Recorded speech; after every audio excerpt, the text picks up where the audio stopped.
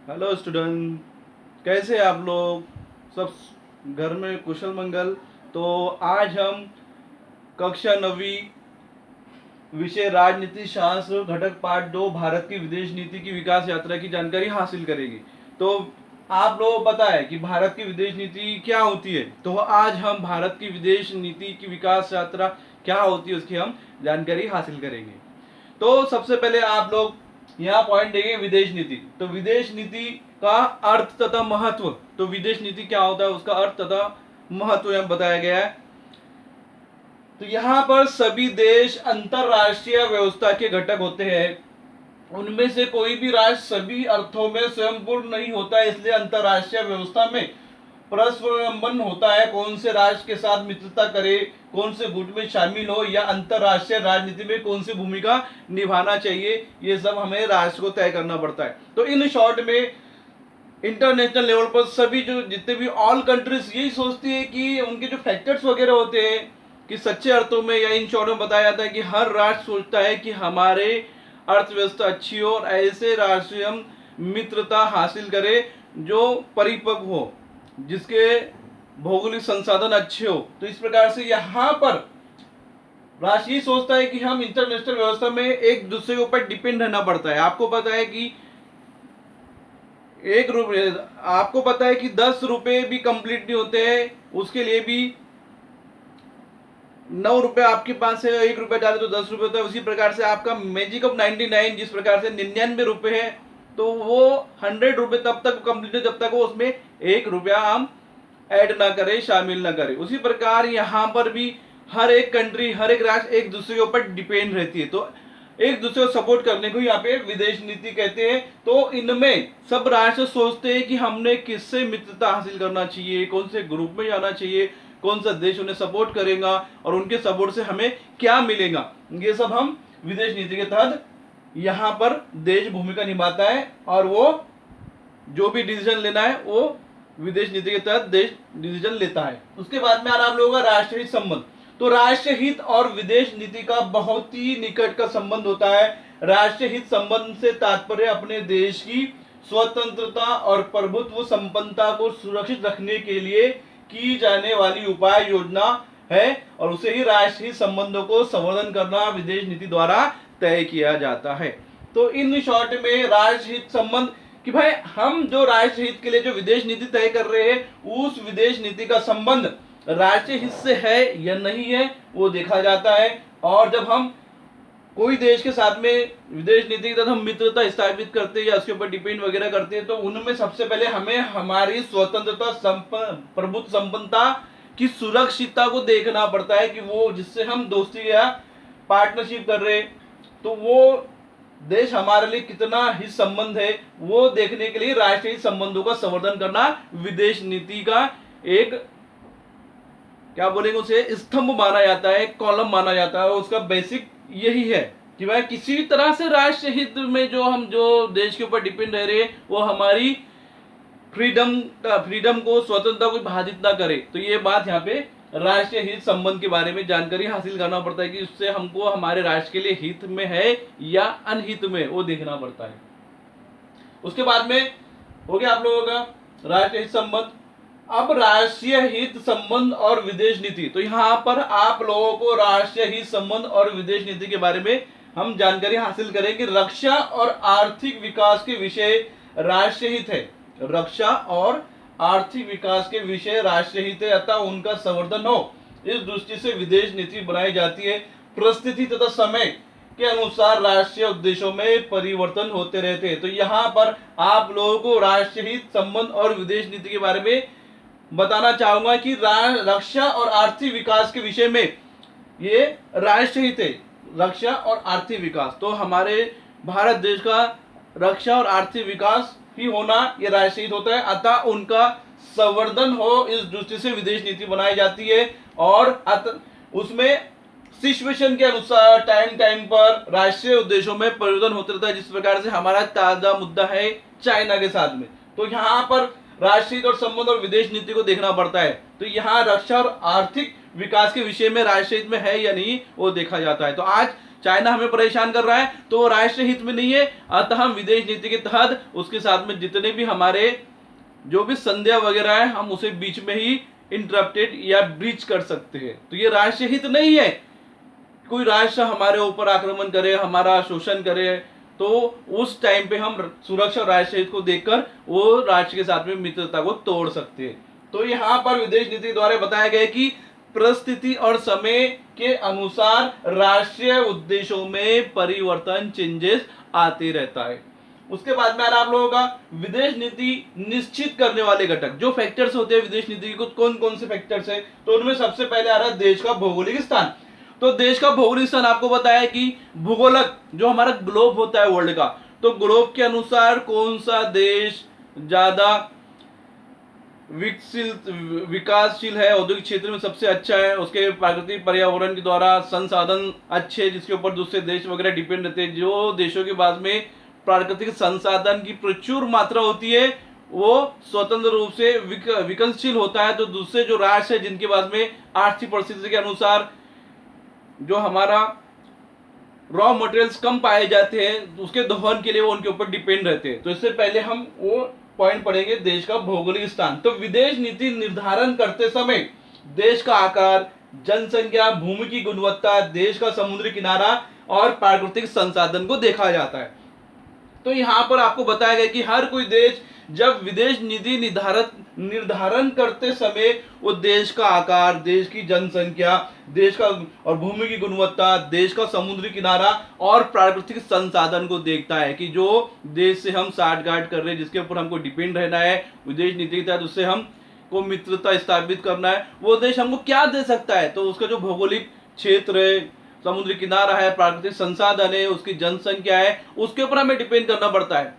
कि सामने वाले को ऐसा लगता है कि वो देश खुद ही गरीब है तो हम लोगों को क्या सपोर्ट करेगा, तो सामने वाला देश प्रचुर मात्रा में उसके बाद में प्राकृतिक संसाधन होना चाहिए, अच्छी गुणवत्ता वाले, और उसके जनसंख्या, उसका प्राकृतिक भौगोलिक जो क्षेत्र वगैरह सबसे ज्यादा होना चाहिए, और देश का समुद्र किनारा सबसे ज्यादा होगा तो वही हमें वो पहले अपना खुद प्राकृतिक संसाधन यूज करेगा, बाद में बचा हमको देगा। तो ये सब देश को ये सब बातों को ध्यान में रख के सामने विदेश नीति द्वारा उनसे हमें डिपेंड रहने के लिए मित्रता स्थापित करना पड़ता है। तो ये सबसे पहले ये देखना पड़ता है। दूसरा है राजनीतिक व्यवस्था। तो विदेश नीति संबंधी विषयों पर संसद में चर्चा होती है और विपक्ष प्रश्न पूछकर विदेश नीति पर नियंत्रण रख सकता है। तो यहाँ पर आप लोगों को बताया गया कि राजनीतिक व्यवस्था कैसी होती है। तो राजनीतिक व्यवस्था में विदेश नीति संबंधी विषयों पर पहले संसद में चर्चा होती है कि फला फला देश है, उससे हमने मित्रता स्थापित करना चाहिए कि नहीं, उसका भौगोलिक पर्यावरण के हिसाब से प्राकृतिक संसाधन कितना है, उसका भौगोलिक क्षेत्र, समुद्री किनारा कितना बड़ा है, उसके जो प्राकृतिक संसाधन दोहन कितना यूजफुल है, वो हमें सपोर्ट करेगा नहीं करेगा। तो पहले वो चर्चा होती है, चर्चा होने के बाद में विपक्ष इसमें प्रश्न पूछकर उससे सफाई को भी मांग सकता है कि भाई आप विदेश नीति के द्वारा कौन सी भूमिका निभा रहे। तो यहाँ पर विदेश नीति पर कंट्रोल करने का विपक्ष भी करता है कि आपको करना है या नहीं करना है। तो सरकार ये सब विपक्ष को भी बताता है कि हम कौन से देश के साथ में विदेश नीति के तहत मित्रता स्थापित कर रहे हैं, वो चाइना हो या पाकिस्तान हो। तो वो विपक्ष बताता है कि हमारे पाकिस्तान हमें परेशान करता है, आतंकवादी हमेशा भेजते रहता है, घुसपैठी वगैरह करते, तो उससे हमें विदेश नीति के तहत हमें मित्रता स्थापित नहीं करना है। चाइना का भी वो भी हमें परेशान करते रहता है, आए दिन हमें क्या है युद्ध की जैसी स्थिति हो जाती है। अतः विपक्ष ये सब बातें सामने रखता है सरकार के, फिर सरकार को भी समझ में आता है कि विपक्ष नाराज है तो विपक्ष की बात को भी उसको सुनना पड़ता है। इस प्रकार से यहाँ पे विपक्ष भी नियंत्रण रखता है। उसके बाद में आ रहा है आप लोगों का अर्थव्यवस्था। तो देश की अर्थव्यवस्था मजबूत करने हेतु अन्य राष्ट्रों से प्रस्तावित किए जाने वाले आर्थिक संबंध, आयात निर्यात और वैश्विक व्यापार में सहभाग हो आदि बातें निर्धारित की जाती है। तो यहाँ पे अर्थव्यवस्था के बारे में बताया गया है कि देश की अर्थव्यवस्था मजबूत करने हेतु अन्य राष्ट्रों से प्रस्तावित किए जाने वाले आर्थिक संबंध, प्रस्तावित आयात निर्यात, वैश्विक व्यापार में सहयोग या सहभाग पार्टिसिपेट कर सकते या नहीं कर सकते, तो एक्सपोर्ट इंपोर्ट उनसे कितना फायदेमंद है। तो वो अर्थव्यवस्था के अनुसार हम ऐसे देश से अर्थव्यवस्था और मित्रता स्थापित करते हैं जिससे हमें एक्सपोर्ट इंपोर्ट सस्ते मिल सके और हमारी अर्थव्यवस्था सुचारू रूप से चल सके। उसके बाद में आ रहा आप लोगों का राजनीतिक नेतृत्व। तो राजनीतिक नेतृत्व के द्वारा विदेश नीति निर्धारण में राष्ट्रपति, प्रधानमंत्री, विदेश मंत्री, रक्षा मंत्री, वित्त मंत्री, गृह मंत्री का सहयोग होता है। तो यहाँ पे दिया गया है कि राजनीतिक नेतृत्व कौन कौन कर सकते हैं। तो हमारे यहाँ पे राजनीतिक नेतृत्व विदेश नीति का जो निर्धारण करने में पहले राष्ट्रपति आता है, उसके बाद में प्रधानमंत्री आता है, प्रधानमंत्री के बाद में विदेश मंत्री, रक्षा मंत्री, वित्त मंत्री, गृह मंत्री, इनके कोऑपरेशन के द्वारा हम आगे विदेश नीति तय करते हैं। राजनीतिक नेतृत्व इनके हाथ में होती है। और इस प्रकार से आपका हो गया राजनीतिक नेतृत्व। तो उसके बाद में आ रहा प्रशासनिक घटक। तो प्रशासनिक घटक में विदेश नीति के निर्माण में विदेश मंत्रालय, विदेश सचिव, विदेशों में स्थित दूतावास, राजनीतिक अधिकारी, प्रशासनिक घटक क्षेत्र स्थापित करते हैं। तो यहाँ पर जो प्रशासनिक घटक दिए गए हैं कि विदेश नीति का निर्माण में विदेश मंत्रालय, विदेश सचिव, विदेशों में स्थित दूतावास और राजनीतिक अधिकारी, प्रशासनिक अधिकारी ये सब तय करते हैं कि हमें क्या करना है, विदेश नीति तय करना है या नहीं करना, ये सब प्रशासनिक घटक माने जाते हैं। तो यहाँ पे आप लोगों ने विदेश नीति के सब पॉइंट देखे हैं। तो यहाँ आपकी भारत की विदेश नीति की विकास यात्रा में हमने विदेश नीति का अर्थ देखा है, अर्थ तथा महत्व देखा है। महत्व में आप लोगों ने राष्ट्रीय हित संबंध, उसके बाद में राष्ट्रीय हित संबंध और विदेश नीति, उसके बाद आपने विदेश नीति निश्चित करने वाले घटक, देश का भौगोलिक स्थान, राजनीतिक व्यवस्था, अर्थव्यवस्था और राजनीतिक नेतृत्व और प्रशासनिक घटक देखे। उसके बाद में हम भारत की विदेश नीति के बारे में जानकारी हासिल करेंगे कि विदेश नीति संबंधित प्राथमिक जानकारी लेने के बाद हम भारत की विदेश नीति के संबंध में जानेंगे। तो वर्ष 1947 में भारत को स्वतंत्रता प्राप्त हुई और तभी से भारत ने स्वतंत्र रूप से अपनी विदेश नीति निर्धारण की शुरुआत की। भारतीय संविधान के नीति निर्देशक सिद्धांतों में शासन विदेश नीति को कैसे निर्धारित करे, इस विषय में प्रावधान किया गया। नीति निर्देशक सिद्धांतों में धारा 51 के अनुसार विदेश नीति की एक व्यापक चौकट स्पष्ट की गई। उसके अनुसार भारत अंतर्राष्ट्रीय शांति सुरक्षा को प्रधानता दे, अपनी अंतर्राष्ट्रीय समस्या अथवा विवाद 1990 के बाद से विवाद शांति के मार्ग से हल करे, अन्य राष्ट्रों में मित्रता संबंध रखे तथा अंतर्राष्ट्रीय कानून का आधार करे, वह भी हमारी विदेश नीति का उद्देश्य माना जाता है। भारत की अब तक की विदेश नीति इसी चौकट में विकसित हुई है।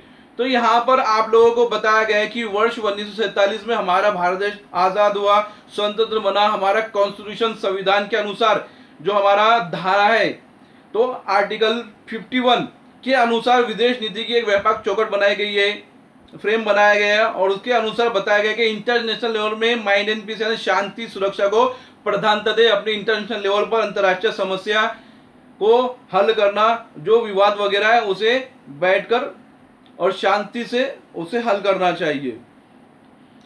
अन्य राष्ट्रों में मित्रता संबंध रखे और अंतर्राष्ट्रीय कानून का आधार करे, यह भी हमारी विदेश नीति का उद्देश्य माना जाता है। भारत की अब तक की विदेश नीति इसी चौकट में विकसित हुई है।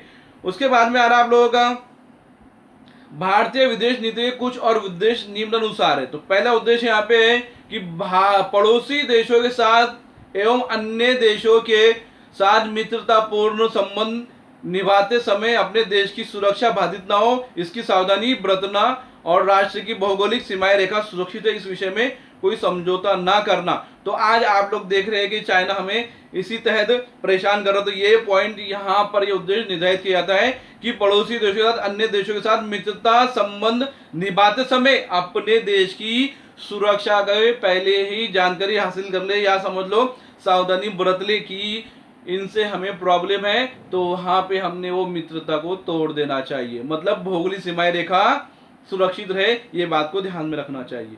ये विदेश नीति के तहत माना गया। दूसरा, भारत की एकता तथा एकात्मकता संरक्षण करना, दूसरे देशों में निवास करने वाले नागरिकों के हितों की रक्षा करना, इस जिम्मेदारी को संबंधित देशों के भारतीय दूतावास निभाते हैं। भारत के आर्थिक विकास के लिए विदेशों के साथ आर्थिक और व्यापारिक संबंध स्थापित करना। तो यहाँ पे दिया गया है कि दूसरे देशों में जो हमारे नागरिक निवास करते हैं, तो उनकी हित संबंध के, उनकी सुरक्षा हित संबंध की जानकारी रखना। वहाँ पे जो हमारे दूतावास है, तो दूतावास को जानकारी देना। उसके बाद में भारत के आर्थिक विकास के लिए विदेशों के साथ आर्थिक और व्यापारिक संबंध स्थापित करना। और सबसे बड़ा पॉइंट है कि भारत की एकात्मकता और एकता को बनाए रखना। उसके बाद में आ रहा भारत की विदेश नीति की समीक्षा। तो भारत की विदेश नीति की समीक्षा का हम 2 चरणों में करेंगे। पहला चरण है स्वतंत्रता से लेकर 1990 तक का, यानी जो हमारा जो 1947 से लेकर 1990 तक जो चरण है उसकी हम जानकारी हासिल करेंगे। दूसरा चरण वर्ष 1990 के बाद से आज तक होगा। तो पहले हम भारत की विदेश नीति में आरंभिक चरण, तो 1947 से 1990 का।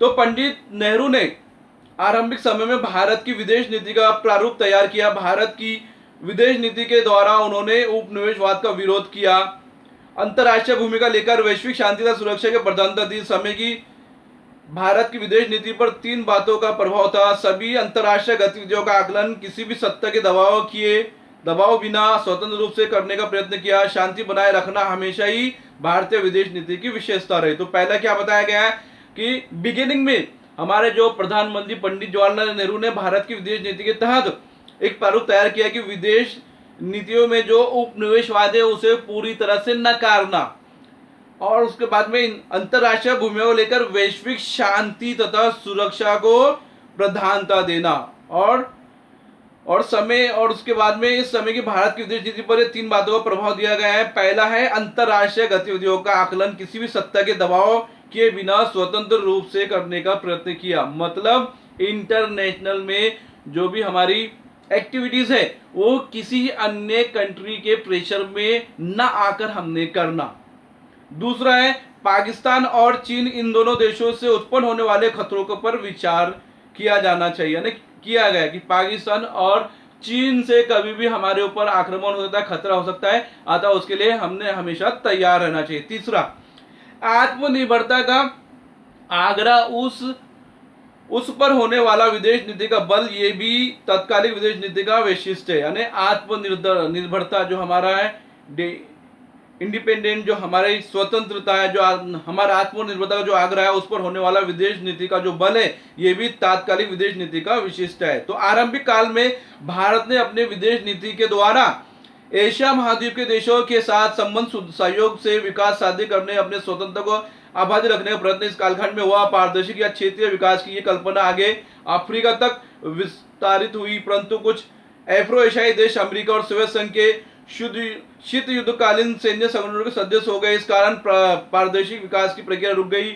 इसके बाद जो शीत युद्ध के सैन्य संगठनों में सम्मिलित नहीं हुए, उन्होंने गुट निरपेक्षवाद नीति को समर्थन दिया। शांति और स्वतंत्रता, ये 2 सिद्धांत गुट निरपेक्षवादी नीति के मूलभूत सिद्धांत बन गए। तो यहाँ पर आपको दिया गया है कि आरंभिक काल में भारत ने विदेश नीति को अपनाया है, लेकिन एशिया महाद्वीप के देशों के साथ संबंध सुधारने के प्रयास किए। तो एशियाई राष्ट्रों के सहयोग से विकास साध्य करने और उसमें स्वतंत्रता आबादी रखने का प्रयत्न इस कालखंड में हुआ। लेकिन यहाँ पर एफ्रो एशियाई और अमेरिका, सोवियत संघ, रूस के साथ में जो कोल्ड वार चल रहा था, तो कोल्ड वार के हिसाब से जो शीत युद्ध में आधे देश उनके साथ में सम्मिलित हो गए थे, आधे लोग नहीं हुए थे। जो समझ लो गुट निरपेक्षवादी राष्ट्र थे, उसमें भारत था। तो फिर इन शीत युद्ध काल में अमेरिका और रूस के साथ में जो देश शामिल हुए थे वो अलग गुट बन गया था, और जो निरपेक्षवादी गुट जो अलग स्वतंत्र थे उसमें भारत था। तो उन्होंने शांति और स्वतंत्रता, ये सिद्धांत गुट निरपेक्ष नीति के मूलभूत सिद्धांत पर बना था। इस कालखंड में भारत को पड़ोसी राष्ट्रों के साथ हुए संघर्ष का सामना करना पड़ा। भारत और पाकिस्तान में कश्मीर समस्या को लेकर 1947-48 में और 1965 में युद्ध हुए। वर्ष 1971 में तीसरे युद्ध के कारण पाकिस्तान अलग होकर स्वतंत्र बांग्लादेश का निर्माण हुआ। तो यहाँ पर 1971 में जब तीसरा युद्ध हुआ तो पाकिस्तान से अलग होकर बांग्लादेश स्वतंत्र हुआ। और 1970 के दशक के बाद की भारत की विदेश नीति में प्रकार की स्थिरता थी। दक्षिण एशिया में एक प्रबल पारदर्शी सत्ता के रूप में भारत का उदय हुआ। तो यहाँ पे दक्षिण एशिया में एक प्रबल पारदर्शी सत्ता के रूप में भारत का उदय हुआ। वर्ष 1974 में भारत ने परमाणु परीक्षण का परमाणु अनुसंधान क्षेत्र में अपनी क्षमता सिद्ध की। लेकिन वर्ष 1980 कुछ परिवर्तनों की शुरुआत हुई। दक्षिण एशियाई राष्ट्रों में आपसी सहयोग बढ़ाने की दृष्टि से सार्क संगठन की स्थापना की गई। चीन के साथ संबंध सुधारने हेतु भारत ने बातचीत आरंभ की। रक्षा विभाग के सहयोग के लिए अमेरिका के साथ भारत ने लेन देन की शुरुआत की। उसके बाद में आ रहा आपका पहला चरण 1947 से 1990, तो 1947 टू 1990। तो शीत युद्ध की पृष्ठभूमि में जब अमेरिका और रूस में, सोवियत संघ में जब कोल्ड वार हो रहा था, उस टाइम की बात बताई जा रही है कि उसमें भारत ने गुट निरपेक्षवाद को स्वीकार किया। इस कारण सभी राष्ट्रों में मित्रतापूर्ण संबंध बनाए रखना और विकास के लिए विविध राष्ट्रों से विचित्र सहायता लेना, इसे तात्कालिक समय में प्रधानता प्राप्त थी। गुट निरपेक्षवाद नीति के कारण भारत को अपने विकास के लिए दोनों महासत्ताओं से सहायता प्राप्त करना संभव नहीं हुआ। एक तो भारत गुट निरपेक्षवादी था, तो किसी गुट में शामिल नहीं होना चाहता था, उसे ना अमेरिका से ना रूस से कुछ लेना देना था, वो अपना अलग तटस्थ रहना चाहता था, इसलिए वो दोनों राष्ट्रों से उसे मदद लेना संभव नहीं हो रहा था। दूसरी बात, इस कालखंड में सुरक्षा व्यवस्था मजबूत करने पर बल दिया गया था। इसके लिए तकनीकी विज्ञान को आयात किया गया। इसके लिए सोवियत संघ, फ्रांस और जर्मनी आदि देशों ने भारत की सहायता की। सोवियत संघ यानी रूस, फ्रांस और जर्मनी ने हमें सपोर्ट किया। इस कालखंड में भारत को कुछ चुनौतियों का सामना करना पड़ा। उसमें पाकिस्तान के साथ संघर्ष और बांग्लादेश का निर्माण और चीन के साथ संघर्ष का समावेश था। 1974 में भारत ने परमाणु परीक्षण कर परमाणु अनुसंधान के क्षेत्र में अपनी क्षमता सिद्ध की। उसके बाद में आ रहा आप लोगों का दूसरा चरण 1991 से आज तक, तो 1991 से आज तक, तो पहले आपका हो गया 1947 से लेकर 1990 तक। तो 1947 से लेकर 1990 में जब बताया गया कि पहले चरण में सोवियत संघ और अमेरिका में शीत युद्ध चल रहा था, उसमें सब राष्ट्र वो दोनों देशों की तरफ घुल मिल गए थे, लेकिन भारत तटस्थ था, उसने गुट निरपेक्षवादी निर्णय अपनाया। उसे ना रूस में जाना था ना अमेरिका में जाना था, इसलिए वो दोनों देशों से सहायता प्राप्त नहीं कर सकता। लेकिन ये सब होने के बाद में खुद को परिपक्व करना ये भारत देश ने सिद्ध कर दिया था। तो इस प्रकार से भारत देश सुरक्षा व्यवस्था मौजूद करने के लिए अपने बल का उपयोग किया और उन्हें तकनीकी विज्ञान का आयात किया और उनमें उसे फ्रांस, रूस और जर्मनी का सपोर्ट हुआ और भारत ने पाकिस्तान के साथ में युद्ध संघर्ष कर पाकिस्तान संघर्ष करने के बाद में बांग्लादेश का निर्माण हुआ। उसके बाद चीन का संघर्ष किया और 1974 में भारत ने परमाणु परीक्षण किया और परीक्षण करने के बाद में वो परमाणु अनुसंधान के द्वारा भारत ने अपनी शक्ति या क्षमता सिद्ध किया। अब उसके बाद में आ रहा हमारा 1991 से लेके आज तक का दूसरा चरण। तो भारत के दूसरे चरण की विदेश नीति अधिक व्यापक और गतिशील बनी। शीत युद्धोत्तर काल में राजनीतिक और सैनिकी संबंधों की प्रधानता दे रही विदेश नीति में आर्थिक मामले, व्यापार, शिक्षा और तकनीकी ज्ञान जैसे अनेक पहलुओं का समावेश हुआ। वर्ष 1991 के बाद भारत ने आर्थिक व्यवस्था पर लदा सरकारी नियंत्रण कम कर आर्थिक उदारीकरण नीति स्वीकार की। इस कारण सुलभता से पड़ोसी देशों के साथ व्यापार में वृद्धि हुई। वैश्विक व्यापार में हमारी साबिकता बढ़ गई। आर्थिक विकास की दर वृद्धि के प्रयास होने लगे और वर्ष 1990 के बाद के दशक में दक्षिण पूर्व एशियाई राष्ट्रों के साथ अर्थात सिंगापुर, थाईलैंड, वियतनाम आदि राष्ट्रों के साथ हमारे आर्थिक संबंध अधिक मजबूत हो गए। इजराइल, जापान, चीन, यूरोपीय संघ के साथ हमारा लेन देन अधिक बढ़ गया। अंतर्राष्ट्रीय और प्रादेशिक स्तर पर अनेक आर्थिक संगठनों ने भारत का सहयोग या सहभाग बढ़ गया, जैसे G20, ब्रिक्स का मतलब ब्राजील, रशिया, इंडिया, चाइना और साउथ अफ्रीका, उसे ब्रिक्स कहा जाता है। तो ब्रिक्स में ये नाम आते हैं Russia, India, China, south Africa. तो G20 में भी उनका नाम सहभाग हुआ और ब्रिक्स में भी हुआ। उसके बाद में अमेरिका के साथ हमारे संबंध अधिक दृढ़ हुए, एक दूसरे के प्रति विश्वास बढ़ा और अंतर्राष्ट्रीय समूह में भारत का स्थान ऊंचा उठ गया। भारत की परमाणु नीति भारत की विदेश नीति का एक महत्वपूर्ण भाग है। परमाणु शक्ति का अर्थ उसके उपयोग, इसका अध्ययन अपने इतिहास, भूगोल अथवा रसायन विज्ञान में आपने के विषय में आपने पढ़ा होगा। और परमाणु शक्ति का महत्व ध्यान में रखते हुए भारत ने स्वतंत्र प्राप्ति के तुरंत बाद ही परमाणु ऊर्जा कार्यक्रम की नींव रखी। इसके लिए परमाणु ऊर्जा विभाग और परमाणु आयोग स्थापित किया गया। परमाणु ऊर्जा आयोग के प्रथम अध्यक्ष डॉक्टर होमी भाभा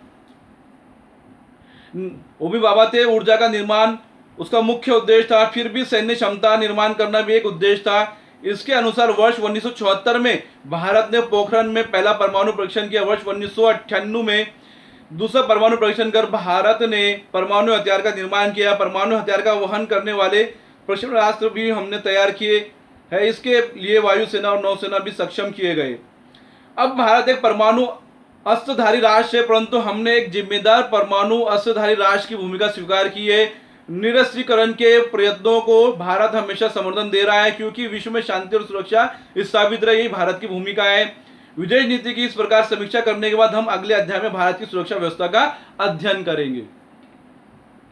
तो यहाँ पर आप लोगों को ये विदेश नीति की, भारत की विदेश नीति विकास यात्रा के बारे में बताया गया कि 1947 से लेकर 1990 में पहला चरण, उसके बाद में 1991 से लेकर अब तक दूसरा चरण बताया गया है। 1947 से 1990 में किस प्रकार से भारत ने, जब शीत युद्ध चल रहा था अमेरिका और सोवियत रूस के में, तो अब भारत अलग तटस्थ रहा और गुट निरपेक्षतावादी निर्णय लेने के बाद में वो सबसे अलग थलग रहकर अपने राष्ट्र को मजबूत बनाया और आगे चलकर वो अपना कार्य करते हुए उन्हें विज्ञान में हाथ आजमाया और विज्ञान जगत में हाथ आजमाने में उसे रूस, फ्रांस और जर्मनी ने सपोर्ट किया। इस प्रकार से भारत आगे निकलता गया, लेकिन उन्हें फिर भी उनके रोड़े में पाकिस्तान और चाइना हमेशा उसे परेशान करता रहा है। पाकिस्तान से तीसरा युद्ध करने के बाद में बांग्लादेश स्वतंत्र हुआ, उसके बाद में फिर चाइना से झड़प हुई। चाइना से झड़प होने के बाद में फिर हमने आगे निकले। आगे होने के बाद में 1947 से लेकर 1990 का जो हमारा चरण वो बहुत संघर्षमय था। उसमें हमने सिद्ध करके दिखाया कि हमने किस प्रकार से, कैसे हम एक एक कदम, एक एक स्टेप रखते हुए आगे बढ़े। और उसके बाद में हमने 1990 में या 1974 से यानी 1990 के अंदर परमाणु न्यूक्लियर बम्स वगैरह आविष्कार किया। फिर 1991 से लेकर आज तक अमेरिका के साथ में हमारे संबंध अच्छे हो गए। 1991 से लेकर हमने परमाणु जगत में अनुसंधान केंद्र में डॉक्टर होमी भाभा के तहत उनके कार्यकाल में अच्छे से अच्छे हमने न्यूक्लियर बम्स वगैरह बनाए। फिर भी भारत देश के बाद में आज अणुबम न्यूक्लियर बम्स होने के बाद में भी वो निरस्त्रीकरण का समर्थन करता रहा और जितने भी हथियार वगैरह उसे नष्ट करने की बात करता रहा और वो हमेशा भारत शांति स्थापित करने की बात करता रहा। तो 1991 से लेकर आज तक भारत ने अपने विदेश नीति के तहत हर राष्ट्र को सपोर्ट किया, किसी को परेशान नहीं किया। और आज तक हमारा जो पाकिस्तान, जो चाइना है, उससे भी आज भारत नरमी से ही बात करता है, ईंट का जवाब पत्थर से कभी देता नहीं है। फिर भी विदेश नीति के तहत आज भी भारत नरम दिली से पेश आता है। इस प्रकार से आज आप लोगों ने राजनीति शास्त्र में भारत की विदेश नीति की विकास यात्रा के बारे में जानकारी हासिल करें। ये पाठ यहाँ पे खत्म होता है। धन्यवाद।